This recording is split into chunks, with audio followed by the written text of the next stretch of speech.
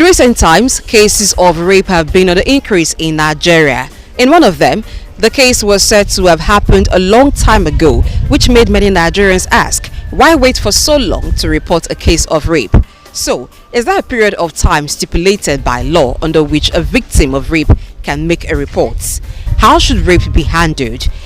What penalty do you think is fit for rapists? Presently, the National House of Assembly is considering death penalty for rapists. Do you think that is too much? I'm Blessing Daichi. You're watching Viewpoint. Good morning. Rape is a forceful sexual intercourse upon someone that is against his or her will or without their consent. What that means is that sexual intercourse is supposed to be an agreement between two persons, but when one of the partners now forcefully inflicts pain during the sexual intercourse on the other, they will now say there is a rape. It's actually very rampant in our society, and just like the way I said earlier, is a forceful sexual intercourse that is inflicted on someone. That is to say that men could be involved, even women could be involved, but generally the most predominant group that are involved in this rape are women. Very paramount. Other thing that we have to do is we have to do some blood tests. We have to screen for sexual transmitted infection. For example, we do a test for HIV. We do test for syphilis, we do test for hepatitis. To do if maybe the test is negative, maybe pregnancy test is negative, the infection test like the HIV test is negative, is to do what we call the post-exposure prophylaxis. What it therefore means that we have to give an antiretroviral drugs to this victim of rape, just as a way of detoxifying any form of unexpected infection that could have been contracted in the case of HIV, as the case may be, because the victim that is involved, that must have raped the lady, many a times there is no use of a barrier method of contraceptive or the condom. The issue of rape, is a big problem in Nigeria, and the challenge is that it has different phases.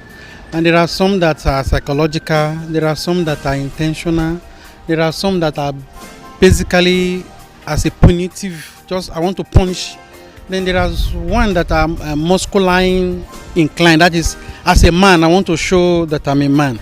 But whichever aspect you look at rape, I think the victim, the victim needs all the care necessary and the understanding of the situation she find herself, so that he can help her navigate how to arrest what he calls effects of the stigma that will haunt her. At times it haunts some even throughout their life.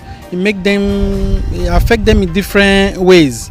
So we try as much as possible to counsel them, to make them understand that at times when things like that happen, it's not too good for people to begin to kind of castigate them or to look down on them or to look them as if they don't have hope to live. So those aspects of looking at them will complicate the victim problem. So we as social workers, we try as much as possible to first of all make the victim understand that the most important is that she is alive, and that now that she's alive, she needs to grow and forget that it has happened and move on in life. We will not encourage government to even have a rehabilitation center for rape victims. What we want to encourage is that they should speak out. Relations, friends of rape victims should help them assess maybe social workers who can help them to understand that they need to live, and they must understand that their life is more important.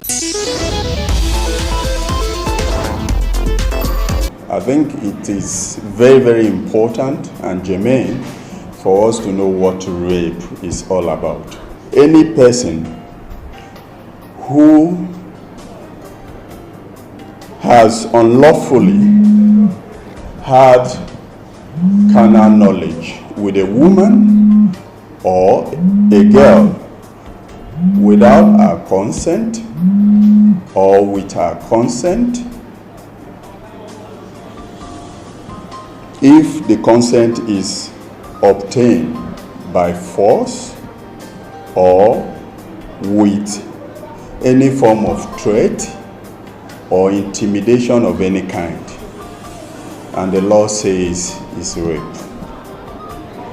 So the consent of a person does not matter when there is force applied, intimidation applied to that very consent given, because the person is afraid of her dear life, that if I don't do it, you may probably kill her.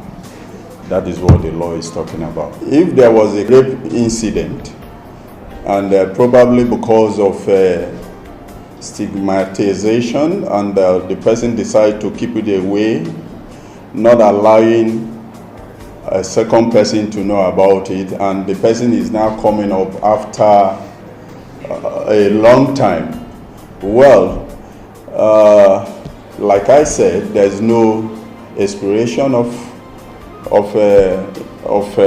any criminal case.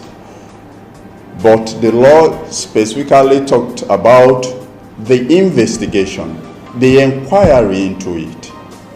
And that is why the law says that when it's reported today, for example, the police has the powers of investigation into it when it is 2 months.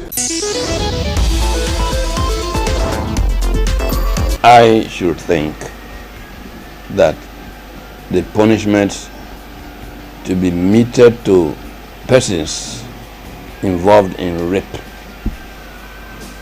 will largely depend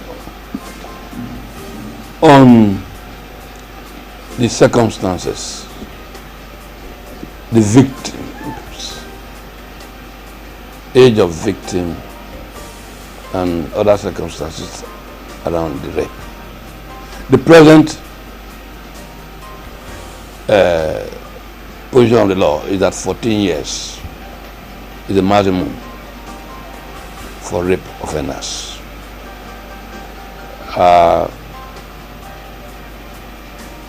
Generally, a good number of people think that that is enough punishment, but some others say no.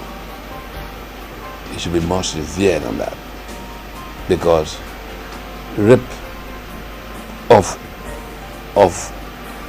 a child, a minor, can well ruin the life of that minor, that child. I believe that a person who is victim of rape should report it without delay and to the right places, the parents, the police, law enforcement agencies. And this is particularly so if the victim is a mature adult. A man can be raped. Looking at the context of rape, a rape is taking undue advantage of one's without his consent. I mean, carnal knowledge, which due to stigmatization in some cases, men find it very difficult to come out and express themselves to the public or to their family members or any other persons involved that they were being raped, especially the stigma involved in it. And look at the case of trauma. Case of rape, it is highly traumatic. The trauma involves in it. People can live for 10 years, they'll still live with that mindset that actually somebody took undue advantage of me, somebody took my pride, my dignity. No matter the years, there's no time frame for not being able to express the fact that you were raped. There is no penalty that is too much for that devilish act. But I really feel that death penalty will serve as a deterrent to those that are even concealing the act, or to those that have been into the act, to desist from such act, so that at least we can live in a free society. Respondents have addressed how rape case should be handled, beginning from the medical aspect down to the legal aspects. Some have even said society should begin to embrace the thought of a man being raped. But regardless whether it's a man who is being raped or a woman, rape is a serious crime, and so the penalty should be strong enough to deter perpetrators. I'm Blessing Daichi. Good morning.